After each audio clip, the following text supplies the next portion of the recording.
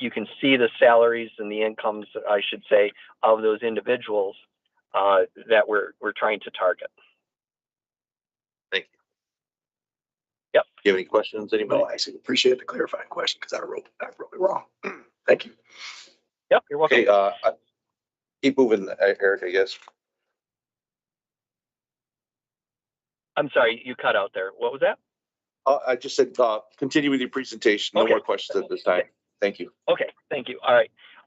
Going to slide 9, I think everybody's familiar. I did meet with the 3 of you, but for those that are in the room, we are just north of Dodge River, north of the condos on the west side of Turner Street, south of North Street. A lot of people think that's Grand River at the intersection there where the light is. That's actually North Street.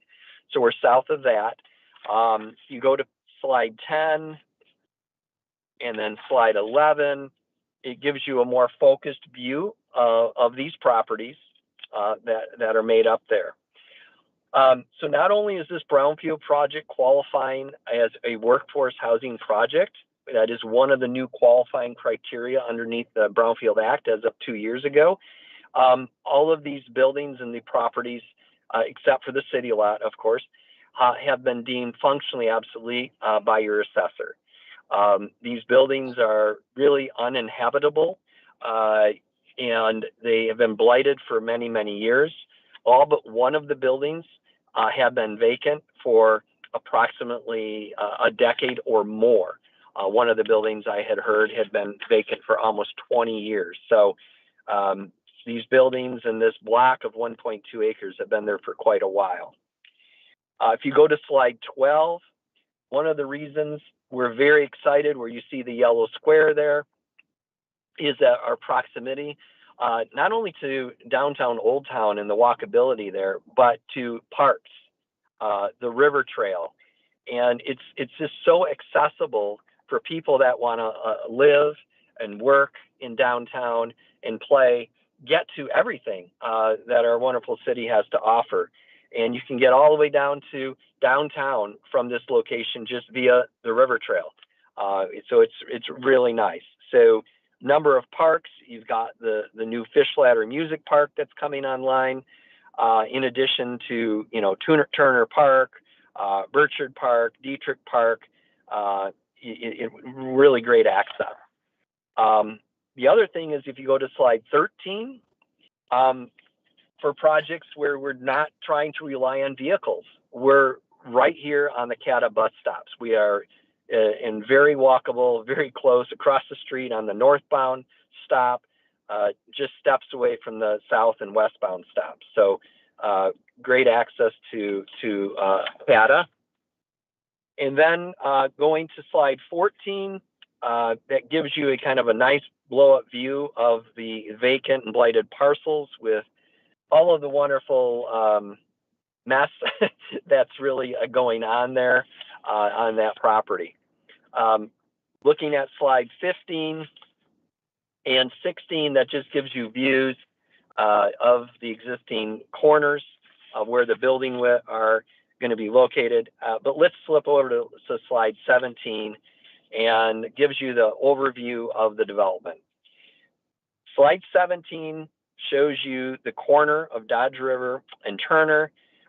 We took a lot of time by working with the Condo Association and Old Town Commercial Association to blend and develop a building that fits the fabric. And what we mean by that is that we're a full 2 city blocks off from the historic building that everybody recognizes with Old Town.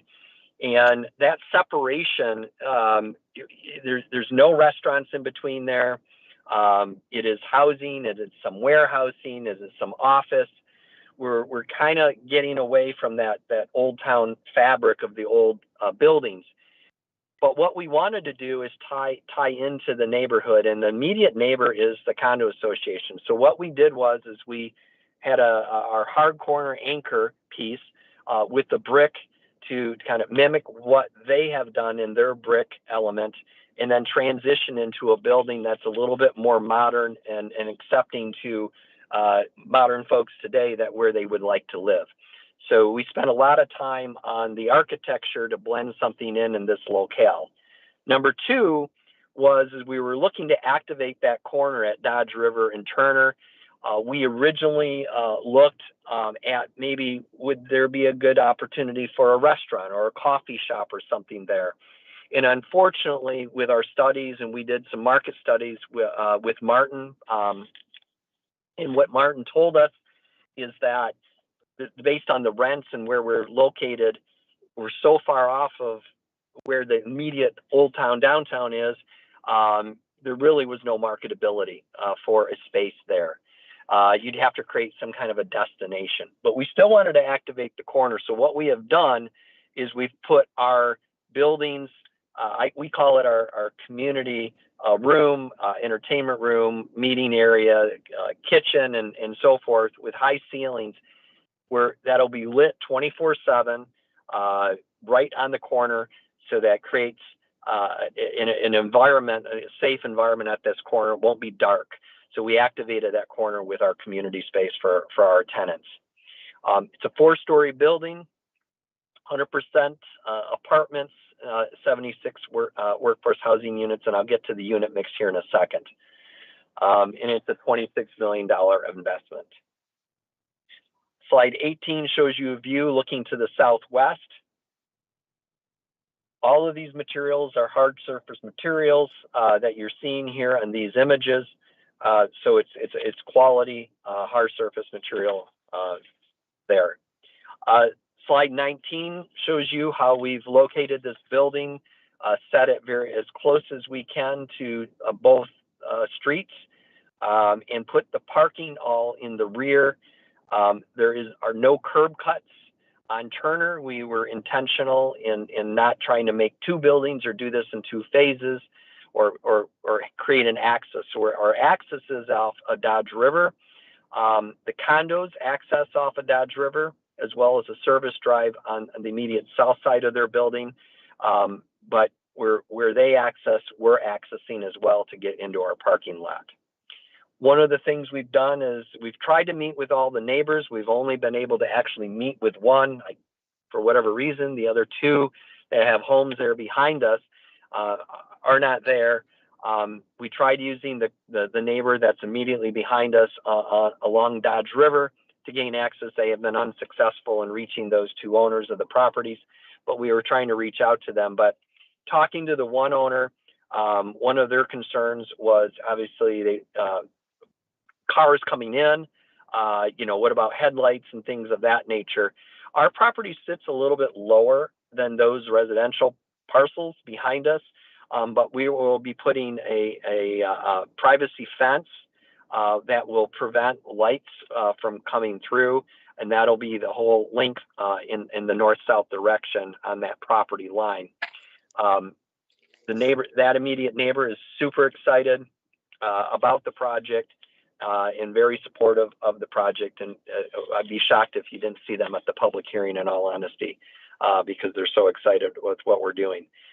Along those lines, in April 29th, when we did that meeting and presented this to the public, it went over extremely well. It was a very dynamic conversation. And we at the end of the meeting, everybody was like, well, how can we support this? We want this, please. Let's get more people living downtown.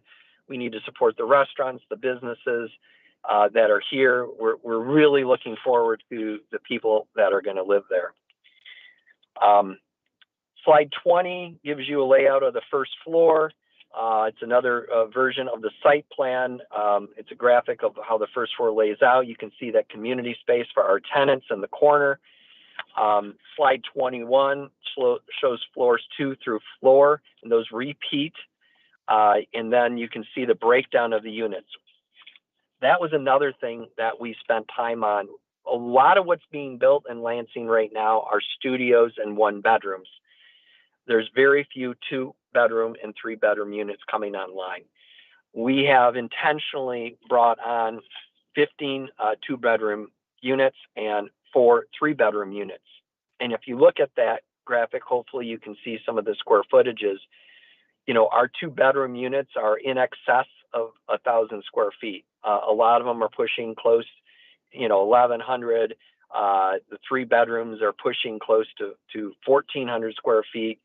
So they're quite large. And even the 1 bedrooms, you know, there's several of them that are right around 700 to 500 square feet. So larger units as well here. We're hopeful that these 2s and 3s will be successful, which will help guide us in future projects in town to building more of a product type like this.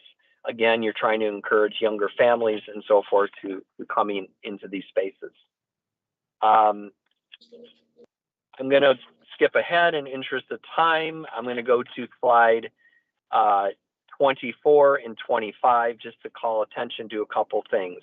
If you look at slide 24, you can see by looking at this that there's no sidewalk except for a very short distance along Dodge River. There is nothing on the north side along our block, our development block. And if you go to slide 25, it's a blow up of that. And something odd that has happened, I'm not sure exactly why, but if you look at slide 25, there's 2 yellow hatch marks. Those 2 yellow hatch marks designate where the street improvement ends and starts, working from right to left, ends and starts along Dodge River. The road is unimproved there. Turner was improved and Dodge River was improved. So Dodge River was improved going north from that left yellow line, and Turner was approved up to that going to the west only. Maybe it was in anticipation of a future development or something. So what we've been working with LEDC on and the city is what we would like to do is connect and designate a public right-of-way on our side of the street, back a curb sidewalk, and continue the street lamp posts, the historic street lamp posts, all the way down Dodge River to the river trail where you can see just left of the yellow hatch mark. That's not ADA compliant at that location. You cannot get up. It's curbed, very high curb there. So what we're going to propose and incorporate into our plans is a sidewalk continuing from Turner and then going west along Dodge River and then rebuilding that turn and that intersection. That'll give not only our residents the ability to access the river trail safely, it'll also allow everybody in the north side of Old Town not to have to walk into the street to get to the river trail or go up to the park and up to the mansion. You can see that on slide 26, where the building is. It's right up against, and the scrub that's there, where all of that will be removed. And then the street lamps actually end at the condos there on the north side of where they're located. Yeah, so that's it. Our plan is we're looking forward to moving forward with this, starting with demolition. And I'm speaking to slide 27 now, starting in demolition this November. I do want to mention we have had a significant increase in homeless trying to set up an encampment on our property, as well as in the back of the city lot in the trees in that location.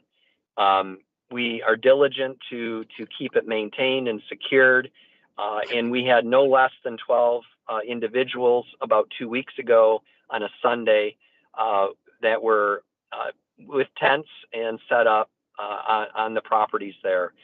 So they are all secure. We do maintain that, and we have been coordinating. We did contact the Lansing Police Department on that one event. They did take some names and pictures of a couple of individuals, and the rest scattered.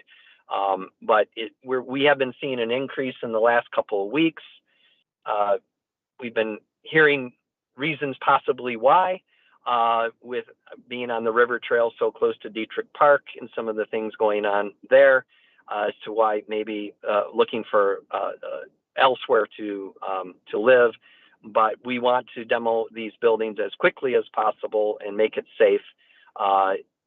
We have heard from businesses, we have heard from even Ozone, who's across the street from us, that people that participate and want to come to their restaurant, or people that want to walk in Old Town, that they really don't like walking past Dodge River Drive.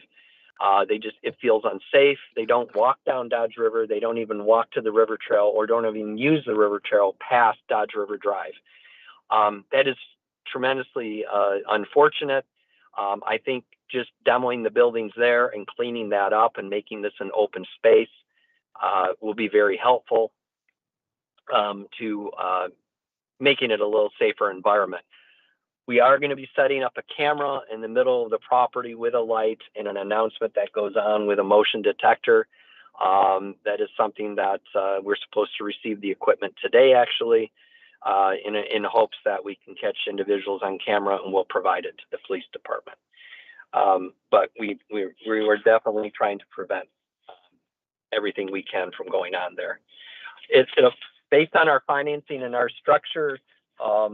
We are the soonest we're going to be able to start vertical construction after demo this November. It would be in August of 26. If we can start before that, we will, but that's what we're being told based on our financing. But with that, I'll leave it for questions. Hey, well, thanks for the nice presentation, Eric. I do have a question though regarding the parking. I see that there's 60 parking spots available for the 76 units. Do you anticipate that being enough, or where the overflow might go? Yeah, we do anticipate that being enough. In fact, I wish Craig was on the line. He could speak to this more with the developments that they do in this space, especially in urban environments. A lot of people don't have cars. More people tend to have less cars, or have one car, or have a shared car, and also being on the bus line. So we're being told that 60 is more than enough. In fact, there are pushes to actually have less than that. Also, what's not factored in here is, a lot of people don't know it, that immediately in front of our property, in front of that 1.2 acres, there is on-street parking. The condo association, a lot of the residents do on-street parking in front of their condos. We anticipate if there is a need, then they can park, get some additional spots are parked on that. I never see anybody park there, or it's very rare that I see a car parked there. It's not signed, but it is public parking along Turner in front of this block. Thank you. No, this is an exciting project. Like to see the workforce housing be implemented in Old Town. I think a lot of the younger folks, especially some of the ones I know, are really going to be excited and looking to get into this property. So you detailed this well with me when I met with you before, so I don't really have any questions at this time. For the development team, what's the long-term plan, Eric? Is it, I mean, are you looking at owning and operating? Are you looking at owning and contracting out management? Is there some other plan? What does that look like? Yeah, no, owning and contracting out the management. Yep. So we outsource the management of the property.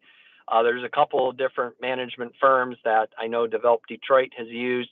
There's a couple here in town that I've worked on projects as a consultant that we'll be looking at. But we own and hold, don't sell. So that's another thing. Reason we have spent so much time with the public and the community is we're going to become a fabric of the community, and we're going to become owners and business owners just like everybody else in Old Town. So yeah, this is an important project it will be well maintained, and we'll be actively involved. Awesome. One other question, I guess I can hear my colleague Ryan Cost asking the question. I appreciate the improvements to the adjacent infrastructure, the fact that there's going to be hopefully safe, navigable paths to adjacent parks and things of that nature. I should say nearby parks, river trail amenities, etc. But when I look at the layout, you're contemplating 19 2- and 3-bedroom apartments. So I'm wondering where on site where do the kids play? Is there no plan for that? I understand the need to maximize profit and use obviously every bit of square footage for residential units as you can, and then obviously you want the 60 parking spaces. But is there not room for even like a small kind of protected pocket park or? Yeah, the great question. So with the proximity to where we are to parks, that's one of the reasons we locate and try to find properties that are like this in this locale. We're so close to public parks and the public park system to not have to create a small little private pocket park was intentional. So yeah, we like to use the public spaces, and obviously the more the public spaces are used, it's better for the city too. But yeah, we're reliant upon that in our model. Thank you. All right, thank you. So, Mr. Klein, do you want to touch on the brownfield for this property? Sure. So this is a housing TIF, brownfield, which I know earlier this week went a little bit more in depth on that to council, but so it'll be utilizing this new tool for the housing finance cap, and that'll be the difference between the rents that Eric has expressed through the development, and then the market rents that the calculations that Mishta provides. That would be for this area. So that's a large chunk of it. There'll also be the demolition costs for the existing buildings. And then Eric touched on the infrastructure improvements. There's a lot uncovered during due diligence for even the city parcel. There's a lot of just infrastructure throughout there, utility infrastructure that needs to be rerouted. And so the developer has been very intentional in working with partners and figuring out the best way to reroute some of that to even make development viable in the space. So that's also expressed in some of the costs associated with the brownfield. But overall, the total capture for the developer is about 13.2 billion, and that'd be over the entire term of the plan, which is 30 years. 30 years of capture, I should say. Yeah, and I would like to add one thing too. And I had this question from Jeremy, and I appreciated the question yesterday when we had met regarding the structure of the brownfield plan. One of the things that working with LEDC and Chelsea and Chris, and I just want to thank both of them. They've been very good to work with and diligent through this process with us. We, in keeping with the older policy, I understand you have a new brownfield policy today. We made every effort to maintain a 10% pass through to all the taxing jurisdictions. Also 10% to the admin and local brownfield revolving fund for future projects and operation of your brownfield authority. So we were able to make that work. We did look at some other structures which reduced the percentages there, but we were able to preserve in our financing structure the top 20% of new revenues going off to those groups or buckets of programs and taxing jurisdictions before we received our monies. The idea was when we looked at alternate structures was to reduce the number of years, but quite frankly, in our structure, it wasn't a tremendous impact, and it was probably better for the community and better for the taxing jurisdictions that they have a little bit better upside annually than reduced upside over those 20-25 years.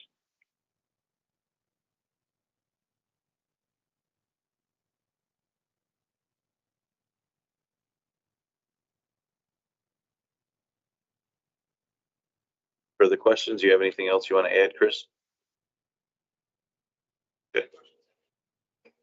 Well, I look forward to the full presentation on the 8th. Have anything else to add, Adam? No, I don't. I wouldn't, I'm sorry, move the resolution setting a public hearing for September 22nd. Okay, we have a proper motion in place. All those in favor, please state by saying aye.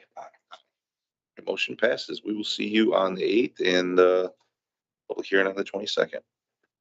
Sounds great. All right, Thank you down. very much. Thank you, Eric. Appreciate you being here, Take sir. care. Yep, You thank as you well. again. Bye-bye. Okay, moving down to E, resolution, introduction and setting a public hearing to amend chapter 887, add section 887.10, payment in lieu of taxes, the pilot for the Evergreen Townhomes at 900 Long Boulevard for workforce housing as well. Welcome, you guys. Thanks for being here. the floor is yours. You guys want to present and we'll open it up for questions afterwards. Sure. I will at least kick us off. Thanks, Raleigh. A few words and then pass it over to the two gentlemen here joining me. Appreciate Councilman Garza, Hussein, and staff for having us here today. As you recall, about a year or so ago, the city, we adopted and bought into the workforce pilot program. That was not inherently a policy given, and so we had to buy into that after the state legislature created that ability. The workforce pilot follows the same mechanisms as your traditional pilot that I know both of you and other members of our council are used to. That the slight differences, just as a refresher for either yourself or those joining us today, is that all workforce pilot requests, regardless of the percentage, must go through for council approval. So there is no by right 10% option. Workforce pilots do require an application fee. I can confirm that was paid upon application. And then furthermore, the meat of what the workforce pilot offers different than a traditional is it's a range of a higher income band. So this targets what the state defines as workforce housing, which is the 80 to 120% of the area median income in terms of tenants that we're looking to serve with this. So specific to this project, I know all of us are likely familiar with this site. I'm excited to introduce the two developers here today because this site has a long history in the city of Lansing, formerly known as Autumn Ridge Apartments, now known as Evergreen. This is the city's largest single site rental complex. And certainly in the last. Say that again. You said what? Single largest rental complex. Is it, how many units are there? 618. I know they'll go through the details. That's a mix of townhomes and apartment styles. Not only is it the largest, it's also offering some of the highest need of, you just heard from a developer previously, in terms of the larger unit options. Traditionally, we're seeing those studios and one beds being built nowadays as new construction. We're not seeing this type of townhome development, let alone 2-3 beds being built. So when I think in terms of development and preservation, seeing these units be under new ownership and having new capital put into them is exciting because we see that need in terms of a demand of having those types of units online. I'll further state that there had been some difficult enforcement action that the city has taken over the last 5 years that I'm certain ultimately led the former owner to sell. And we're excited for that because they weren't the types of owners and actors that certainly the administration, and don't want to speak for all of you, but I assume all of you also did not want to see continuing moving forward. So the team at Great Water, and we've got Matt and Justin here today joining us, were able to acquire that last year in April. I'm just going to go through real quick on our end. Our review of the application is that they're planning to invest and already have. And again, I'll let them go into the specifics, but well over $7 million already since they've taken ownership of dollars being injected immediately into those units. When they bought this, all units, all 618 were pink tagged. And at that time, they had an additional 118 of those that were red tagged. I can say today, at least when this presentation packet was sent to you, all of those red tags but 2 have been since lifted by our office. And again, that shows me the forward thinking, the immediate jump on the game that this team has brought to this property and is much needed for some time. They are asking for an 8% pilot that would go over 15 years. If approved, that would start next year. So taxable year of 2026. There's quite a bit that we've seen feedback from last year's pilots to provide the council with all application materials that the development team submits to the administration. You'll see the memo from the Community Development Office, which is the first thing I kind of look at. So that's been vetted through Aaron's team over there with a recommendation to support the 8% request over a 15-year. There is a updated assessment letter from our assessor provided today that just, and they can go into further detail if needed, but that just reflects the change of the 2025 taxable value in conversations that the owner has had with our assessor. In terms of the estimate of the pilot, that's for year 1. And the key thing I like to say, and I'll end here and pass it over to the owner's reps, is that it's not the same amount every year. Pilots are calculated based on the total rents collected. And so, and you'll see, and they'll tell you through their pro forma, there's a hope that those dollars, those rents amounts go up on an annual basis. And so pilot, I think it's important to remind members of the public, that's not the pilot amount for every year consecutive after. In fact, we estimate that pilot amount will go up every year. through that year 15. I will stop unless you have any direct questions for me at this time. If not, I know both Justin and Matt have a presentation that they'll walk us through. Just real quick, the street that leads into that property, is that city owned or is that a private? It is city owned Long Boulevard, yes. You know, because I've been hearing complaints about, that street being pretty bad shape right now. Do you have any idea when that may be coming? Not off the top of my head. I don't know if the gentleman across from me have looked into it, but if not, Councilman, I can get that. I'll talk. I can reach out to Mr. Patrick. I just thought maybe. If I like where the office buildings are and everything. Yeah, going up through. It's tricky. I mean, those other office buildings over there are rough. I mean, like one of them appears to not be occupied by anybody that's really using it for office. So yeah, I'll check the. YMCA is looking good though. And once you get to there, it's all right. Okay, well, all right, well, go ahead and let us know what you guys have done so far and thoughts. Not going to be on the screen here, but you have, I think, in front of you. We'll try to do it manually, but my name is Justin Golden. This is my partner, Matt Temkin. We founded our development firm, Great Water Opportunity Capital, in 2019. We're a multifamily apartment owner operator, as well as a home builder. We focus on high quality, safe, and well-maintained workforce housing. Appreciate both of you allowing us to come today before you. We've met almost all the members of City Council and talked about this property. So we're excited to finally be here to do this. So thank you guys for allowing us to speak. We acquired Evergreen Park, and as Raleigh said, it used to be known as Autumn Ridge, and before that, Oak Park Village. It was in complete disrepair. The previous ownership filed a $40 million lawsuit against the city of Lansing, which I believe is now gone, but it was a pretty difficult relationship with the previous ownership. Property has, as you've heard, 618 units. All of them were pink tagged when we took over. And in about a year, we've removed all but 2 of those red tag units. We brought 100% of the apartment portion of the property back online and had those pink tags removed. And now we're deep into the townhome portion of the property and getting those inspected and brought back online and leased up. We've repaired significant portions of the property. We've done over $100,000 of asphalt work on the other portions that were our responsibility. Landscaping, renovated the pool, brought that back online. A lot of those community amenities, but also an enormous amount of interior and unit improvements as well. We've cut emergency services to the property about 40% year over year. So this was a property that historically saw at least one emergency call a day. It was that bad, hundreds of calls a year. And we've seen that drop dramatically just in our short period of owning it. And part of it is just maintaining a high quality or a higher quality resident base and making sure that good neighbors are there. We're not stopping here. Got big plans and we want to continue, and we need Lansing support to do that. And this is, I believe, the very first workforce pilot program or property. And this 8% program is designed to support this property further and its residents, and so that we can take the turnaround further. This program, the pilot, will allow us to invest further into Evergreen Park, and will create stable homes for residents who earn between $25 and $50 an hour. These are nurses and teachers and police officers in the back community. These residents treat Evergreen like their home. It's not just a temporary stop. We've come across lots of people that used to live there and recalled this as being a property that they loved to visit growing up when their grandparents lived there.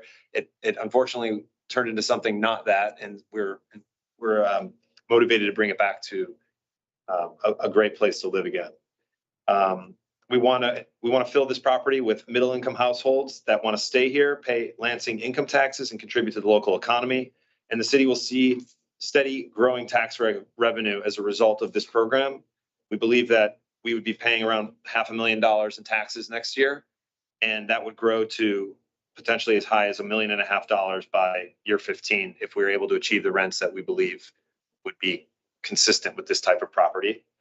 And at the time, most of the development that I believe that we've researched and seen around town is a lot of LIHTC focused and low income housing. This is workforce housing, and this is the type of housing that we need to support, and it fills an important gap in the community for people that have jobs and that need rental housing and can't afford single family homes. By approving this pilot, you'll help us stabilize the neighborhood, attract and retain residents, and create housing supply that Lansing is short on. And we're excited to work with you, and we ask for your support in this 8% pilot. Presentation goes into most of it is summary, but some pictures I think that you may be familiar with just because you've seen this property before. But I would maybe start you off on slide 3 that shows what the condition was when we bought it 14 months ago. We're proud to say that we've corrected some 78 roofs, whether we had to replace them or repair them. We've brought all of the disrepaired or the neglected garages back online. We had to demolish some of them. They were just completely gone and they were life safety risk. I'd also mention that as part of the acquisition of this property, no one would lend us money. And we've talked to everyone in the state of Michigan, and everyone was familiar with this or had seen it already because of the previous ownership, and everyone that we talked to passed on it. We talked to about 35 different lenders. We found one lender that we'd worked with previously that would allow us to borrow money from them in order to acquire and improve this property. Additionally, no one would insure this property. So when we took it over, it was being insured by a emergency insurance. It's called an excess and surplus insurance carrier that you basically go to when there's nowhere left to go. And the insurance policy that was on this property cost us over $1 million the first year because no one was willing to insure it. We've since made so much improvement, and they've seen the evidence that we've removed all life safety risk I'm proud to say that our insurance policy is now only like $700,000 a year. Still very high, but it's better than $1 million and change. So we're getting better. That will come down as we reoccupy and as we further improve the property. Yeah, I mean, it's like, I guess you guys are familiar with it. It appears to have been once upon a time just about the nicest place to live. And then over time, it had turned into maybe the worst. It's interesting talking to like the YMCA on site there and everything. They used to have a great relationship with like the residents. I mean, again, you got 618 units. And so like, you would think like it's part of the gym and everything. But I think it had kind of gotten bad, and then that sort of escalated COVID. So really what we've been doing since the beginning is coming in, working hard to like just try to right the ship. We got a good staff on site. Grow. We've done a ton of work and want to keep doing it. Looks a lot better than it did.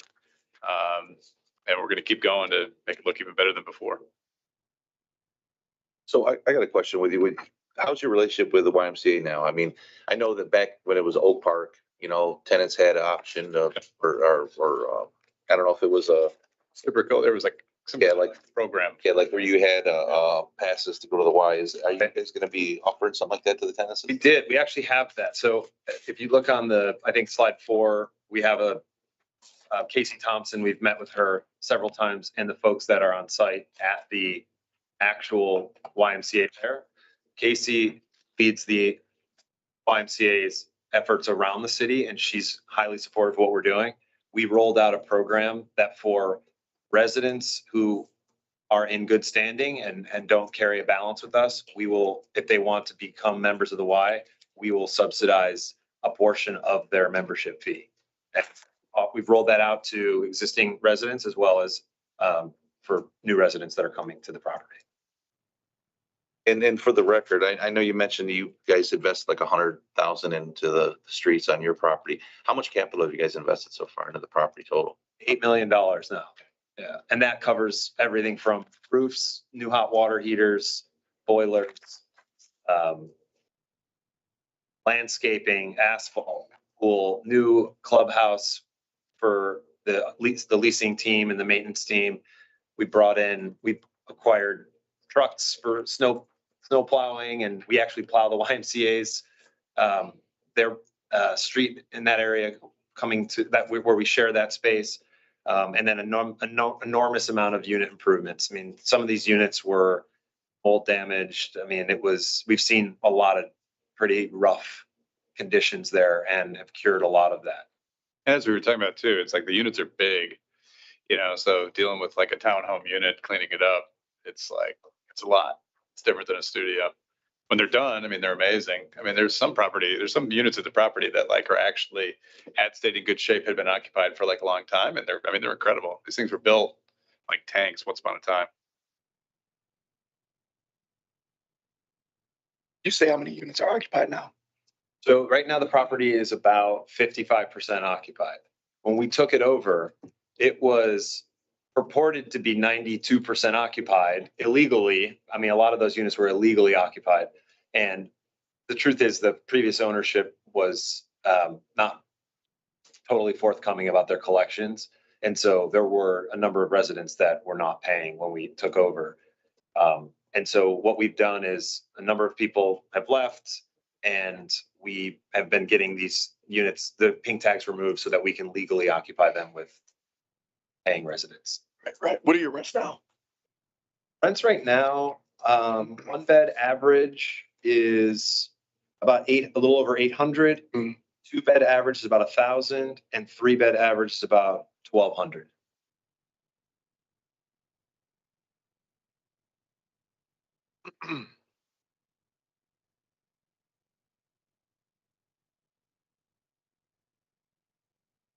All right, do you have anything else you want to add? Again, it's been a group that's engaged at a high rate. I think they've been very forthcoming.